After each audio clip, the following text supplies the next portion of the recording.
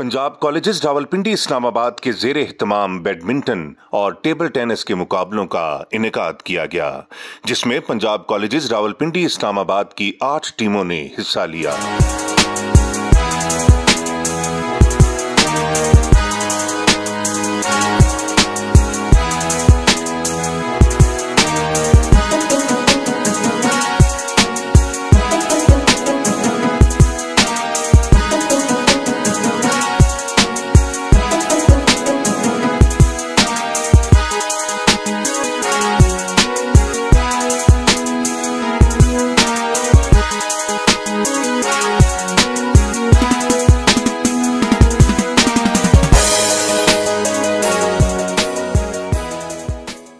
Badminton और table tennis के मुकाबलों में पंजाब कॉलेज बराए खवातीन एफ ब्लॉक ने पहली, जबकि बैडमिंटन के मुकाबलों में पंजाब कॉलेज कैंट ने दूसरी पोजीशन हासिल की। Government college for women Muslim town की प्रिंसिपल मोहतरमा नजमा अनवर तकरीब की मेहमान खुसूसी थीं।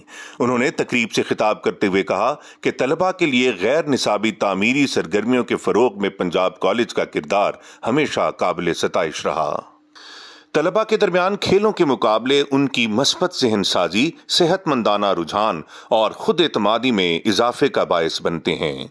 मुल्क में मयारी तालीम के हवाले से पंजाब कॉलेज की अपनी एक मुनफरिद शनाख्त है।